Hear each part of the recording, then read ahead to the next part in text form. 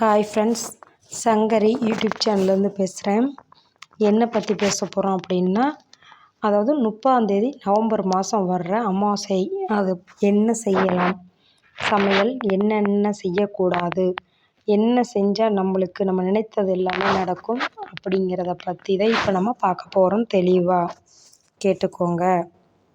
என்னன்னு பார்த்தீங்கன்னா, நம்ம அமாவாசை எல்லா அமாவாசையும் இப்போ போன மாதம் அமாவாசையை விட இப்போ இந்த கார்த்திகை மாதம் வர்ற அமாவாசை மிகவும் சக்தி வாய்ந்த அமாவாசைங்க. இது நிறைய பேருக்கு தெரியறது கிடையாது. மகாலய அமாவாசை தான் அப்படி இதுவும் சக்தி வாய்ந்த அமாவாசை தான். இந்த அமாவாசைக்கு என்னென்ன காய்கறிகள் செய்யலாம், என்னென்ன காய்கறிகள் செய்யக்கூடாது அப்படிங்கிறது சிலருக்கு தெரியறதே கிடையாதுங்க. அதனால நம்ம இப்போ அதை தெளிவாக நம்ம சொல்லி கொடுக்க போகிறோம். இன்னொன்று என்னென்னா, அமாவாசை நாளில் ஒரு முக்கியமான மந்திரங்கள் சொல்லணும். இந்த 2 மந்திரங்களை சொல்லிட்டோம்னா அது நம்ம முன்னோர்களுக்கு நேராக போய் சேர்ந்துடும். அவங்களுக்கு சேர்றதுனால நம்ம எல்லா பலனையும் நமக்கு அவங்க முன்னோர்கள் தருவாங்க. அது என்ன மந்திரம், அதை எப்படி செய்யலாம் அப்படிங்கிறத பற்றி நம்ம இப்போ டீட்டெயில்டாக பார்க்கலாம். என்னுடைய சேனலுக்கு நீங்கள் ஆதரவு கொடுத்ததுக்கு ரொம்ப நன்றி. என்னுடைய சேனலை தொடர்ச்சியாக பார்க்குற எல்லா உள்ளங்களுக்கும் மனமார்ந்த நன்றி. நீங்கள் எல்லோரும் பார்க்குறீங்க. இன்னும் நல்ல நல்ல பதிவுகள்லாம் நான் போட போகிறேன். கண்டிப்பாக ஆதரவு கொடுங்க. பிடிச்சிருந்ததுன்னா கண்டிப்பாக லைக் பண்ணுங்கள். நம்ம சேனல் பேஜை உங்களுக்கு சப்ஸ்கிரைப் பண்ணிவிட்டு மறக்காமல் கமெண்ட் பண்ணுங்கள். அடுத்து உங்களுக்கு என்ன மாதிரியான வீடியோஸ் வேணும் அப்படின்னு கமெண்ட் பண்ணிங்கன்னா அதை பற்றி நான் டீட்டெயில்டாக எங்கள் குருநாதர்கிட்ட கேட்டு நான் உங்களுக்கு கண்டிப்பாக தெளிவுபடுத்துகிறேன். முதல்ல கீரை வகைகளில் என்னென்ன கீரை செய்யலாம் அப்படிங்கிறத பார்ப்போங்க. என்னென்ன கீரை அப்படின்னு எடுத்துக்கிட்டிங்கன்னா, முக்கியமான கீரை அகத்திக்கீரை தான். கீரையில் அன்னைக்கு அமாவாசை அன்னைக்கு அகத்திக்கீரை சாப்பிடணும், செய்யணும், முன்னோர்களுக்கு கொடுக்கணும். இதை மறக்காமல் செஞ்சுருங்க. கொஞ்சம் எல்லாம் நீங்கள் எங்கள் ஊரில் அகத்திக்கீரையே வராது அப்படின்னு சொன்னீங்கன்னா கூட எப்படியாவது தேடி ஒரு 2 நாளைக்கு முன்னக்கட்டி கூட வாங்கி நீங்கள் உங்கள் வீட்டில் பிரிச்சுருந்ததுன்னா வாங்கி வச்சுருங்க. எதுக்குன்னா, அது நம்ம அந்த நாளில் கண்டிப்பாக அதை செஞ்சு முன்னோர்களுக்கு கொடுத்தா அது நம்மளுக்கு பாவம் போகும்.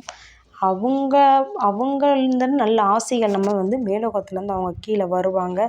சூட்சும வடிவில் அவங்களே சாப்பிட்றாங்க. இது என்ன எப்படி சொல்லணும் அப்படின்னா, காய்கறிகள் என்னென்ன காய்கள் செய்யலாம் அப்படின்னு பார்த்தீங்க அப்படின்னா, அவரைக்காய் செய்யலாம், புடலங்காய் செய்யலாம், வாழைக்காய் செய்யலாம், வாழைப்பூ செய்யலாம், மாங்காய் செய்யலாம், கருவேப்பிலை செய்யலாம், கத்திரிக்காய் செய்யலாம். கத்திரிக்காய் செய்யக்கூடாது. கருவேப்பிலை, பூசணிக்காய், பூசணிக்காய் செய்யலாம், கேரட்டு செய்யலாம். அப்புறமா செய்யக்கூடாதவை அப்படின்னு பார்த்தீங்கன்னா, எதுக்கு செய்யக்கூடாதவை அப்படின்னா, அந்த தினத்தில் மட்டும் நீங்கள் முன்னோருக்கு படையல் போடுறீங்களா, போட்டுட்டு தான் நம்ம இப்போ வீட்டில் சாப்பிடுவோம். அதனால அன்னைக்கு இந்த காய்கறிகள்லாம் சமைக்காதீங்க. முட்டைக்கோஸ் சமைக்காதீங்க. முள்ளங்கி, பீன்ஸ், உருளை, சௌசௌ, பீட்ரூட், வெங்காயம், நூக்கல், கத்திரிக்காய், சௌசௌ இதெல்லாமே வேண்டாம்.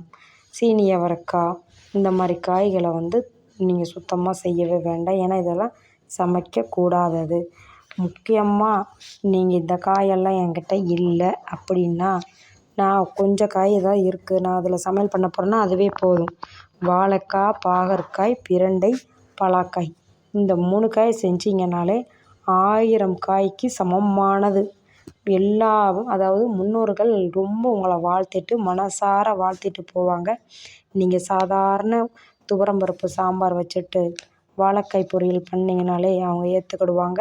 பெரும்பாலான வீடுகள் இன்றைக்கி நம்ம அதான் பார்த்துக்கிட்டு வரோம்.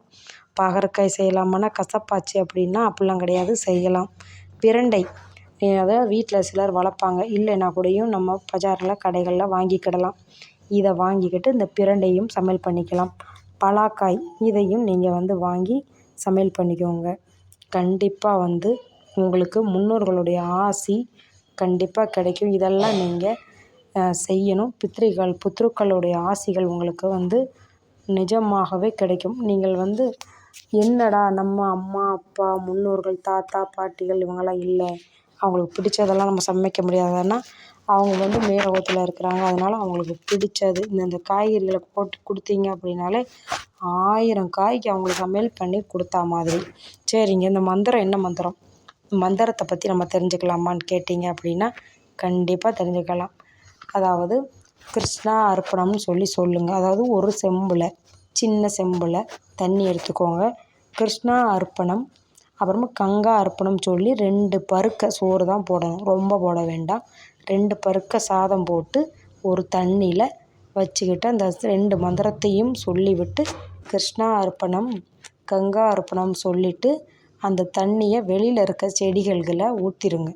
செடி இல்லைன்னா இருக்க மரம் இருந்தால் கூட அந்த மரத்தில் ஊற்றிட்டிங்கன்னா அது அவர்களுக்கு போய் சேர்ந்துடும். நீங்கள் எந்த கவலையுமே படாமல் வீட்டுக்கு வந்து நீங்கள் அவங்களுக்கு அர்ப்பணம், அவங்களுக்கு இந்த இதெல்லாம் படையெல்லாம் படைச்சிட்டு நீங்களும் சாப்பிடுங்க. அவங்க வந்து சூட்சும வடிவில் வந்து சாப்பிடுவாங்க. நல்லா கவனமாக கேட்டுக்கோங்க. ரொம்ப அதுக்காண்டி சமையல் பண்ணுறேன், இந்த காய்கறிகள்லாம் அதில் போட வேண்டாமான்னா அதை தண்ணியில் போட வேண்டாம். சின்ன செம்பு எடுத்துக்கோங்க, தண்ணி ஊற்றிக்கோங்க. 2 பருக்கை சாதத்தை மட்டும் போட்டிங்கனாலே அது போதுமானது.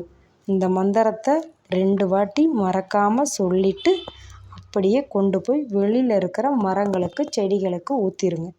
போதுங்க, அது அவங்களுக்கு போய் சேர்ந்துடும். இதுதான் நம்ம செய்ய வேண்டியது முக்கியமானது. 3வது, வீட்டுக்குள்ளே வந்துட்டு நீங்கள் உங்களுடைய முன்னோர்கள், தாத்தா பாட்டிகள், பாட்டன் முப்பாட்டன்லாம் இருப்பாங்கள்ல, அவங்களெலாம் நல்லா மனசார கும்பிட்டுக்கோங்க, எங்களை நல்லா வச்சுக்கோங்கன்னு. அவங்க எல்லாருமே சூட்சும வடிவில் உங்கள் பக்கத்தில் தான் இருப்பாங்க.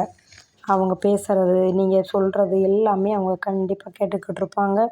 நீங்கள் அதனால் உங்களுடைய கஷ்டங்கள் எது இருந்தாலும் சொல்லுங்கள். அவங்களுக்கு வயிறார உணவு போட்டிங்கனாலே உங்களுக்கு நல்லது செய்கிறதுக்கு அவங்க வந்து கடவுளிடம் அவங்களே போய் நேரடியாகவே போய் வந்து பிரார்த்தனை செய்வாங்க. நீங்கள் எந்த கவலையுமே பட வேண்டாம். இன்னும் நீங்கள் வந்து நான் ஆஃபீஸ்க்கு போகிறேங்க, முக்கியமாக என்னையால் இதை செய்ய முடியாதுன்னீங்கன்னா வீட்டுக்கு நீங்கள் எப்போ வரீங்களோ உங்கள் வீட்டில் சாதம் இருக்கும்ல, 2 பருக்கை இல்லாமல் இருக்காது யார் வீட்லேயுமே. அந்த 2 பருக்கையை வச்சு இதை மட்டும் கூட செய்யுங்க, ஒன்றும் பிரச்சனையே கிடையாது. இது அவங்களுக்கு போய் சேர்ந்துருங்க. நீங்கள் ஆஃபீஸ் போகிறீங்க, நான் வர முடியாத வெளியூரில் இருக்கேன் அப்படின்னு நீங்கள் சொன்னீங்கன்னா கூட இந்த தண்ணீரில் இந்த 2 பருக்கையை போட்டு இந்த மந்திரத்தை மட்டும் மறக்காமல் சொல்லிவிட்டு கிருஷ்ணா அர்ப்பணம் கங்கா அர்ப்பணம் சொல்லிவிட்டு இந்த மந்திரத்தை சொல்லி முடிச்சுட்டு உங்கள் வீட்டுக்கு வெளியிலையோ, உங்கள் ஆஃபீஸ்க்கு வெளில நீங்கள் எங்கே தங்கியிருக்கீங்களோ அங்கே கூட ஊற்றிடுங்க. ஏன்னா உங்கள் முன்னோர்கள் நீங்கள் எங்கே இருந்தாலும் உங்களுக்கு தேடி வருவாங்க, உங்கள் கூடயே தான் இருப்பாங்க. அமாவாசைனா வீட்டுக்கு வெளியில் தயவுசெய்து கோலம் போடாதீங்க, அவங்க வர்றதுக்கு ரொம்பவே இடைஞ்சலாக இருக்கும். அதனால தான் நாம் வந்து அமாவாசை அன்று வீட்டுக்கு முன்னாடி கோலம் போடக்கூடாது அப்படிங்கிறத சொல்கிறேன். மறக்காமல் நம்ம சேனல் பிடிச்சிருந்ததுன்னா லைக் பண்ணுங்கள், கமெண்ட் பண்ணுங்கள், உங்கள் ஃப்ரெண்ட்ஸ் எல்லாருக்கும் ஷேர் பண்ணுங்கள். மறக்காமல் நம்ம பெல் பட்டனை சப்ஸ்கிரைப் பண்ணுங்கள், ஆளுங்கிற பட்டனை அமுக்குங்க. அப்படின்னா தான் நான் சொல்கிற எல்லாமே உங்களுக்கு வந்து சேருங்க. வணக்கம்.